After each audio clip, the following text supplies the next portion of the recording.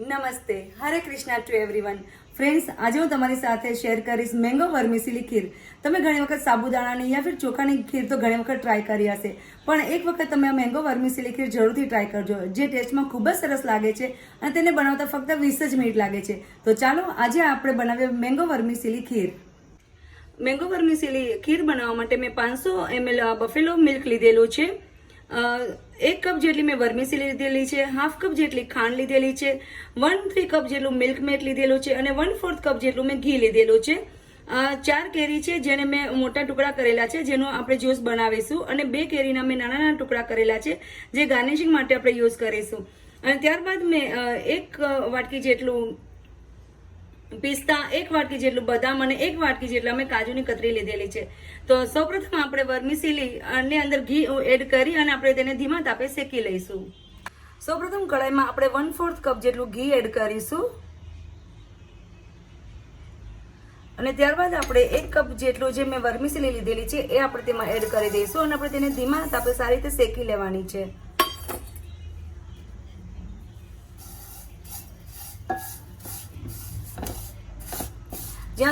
જ્યાં સુધી બ્રાઉન કલરની ના થાય ત્યાં સુધી આપણે તેને શેકાવા દેવાની છે. ફ્રેન્ડ્સ, જ્યાં સુધી આપણી સેવ શેકાય છે ત્યાં સુધીમાં આપણે દૂધ પણ સાઈડમાં ગરમ મૂકી દઈશું.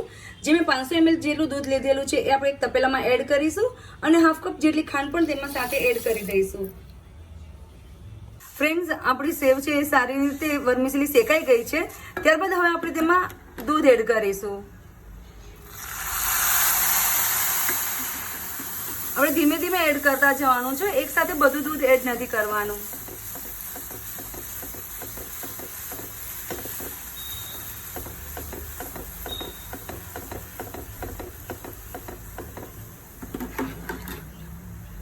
અને ગેસની ફ્લેમ આપણે ફાસ્ટ કરી દઈશું હવે,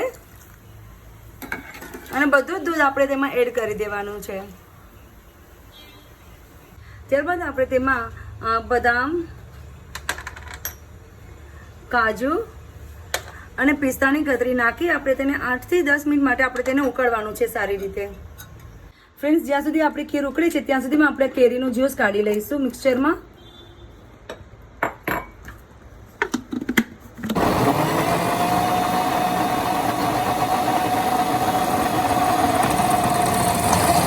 ફ્રેન્ડ્સ, આપણી ખીર સારી રીતે ઉકળી ગઈ છે.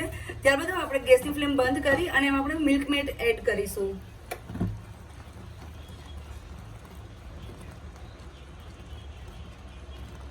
અને સારી રીતે આપણે તેને હલાવી લઈશું અને ઠંડુ પડવા દઈશું. આપણે તેને 15 થી 20 મિનિટ ઠંડુ પડે ત્યારબાદ આપણે તેમાં કેરીનો રસ એડ કરવાનો છે.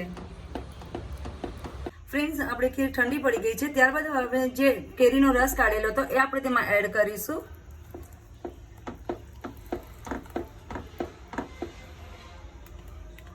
અને સારી રીતે આપણે તેને મિક્સ કરી લઈશું. ફ્રેન્ડ્સ, જે મેં મેંગોનો જ્યુસ નાખેલું હતું એ સારી રીતે મિક્સ થઈ ગયો છે. હવે આપણે તેને બાઉલમાં કાઢી લઈ અને કેરીના કટકા નાખી આપણે તેને ગાર્નિશિંગ કરીશું.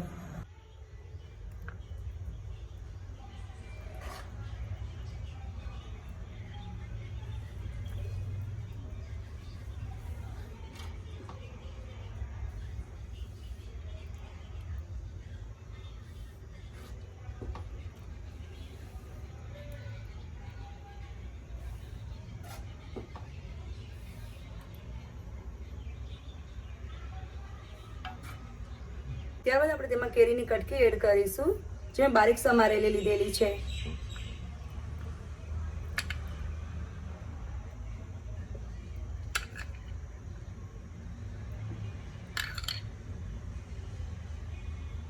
તો ફ્રેન્ડ્સ, તૈયાર છે આપણી મેંગો વર્મિસેલી ખીર, જે હું તમને ટેસ્ટ કરીને જણાવીશ કે કેવી બની છે. વાવ ફ્રેન્ડ્સ, સુપર, બહુ જ ટેસ્ટી બની છે અને તમે જરૂરથી આ ટ્રાય કરજો. અને મારી ચેનલને લાઈક, શેર અને સબસ્ક્રાઈબ કરવાનું ના ભૂલશો. Thank you.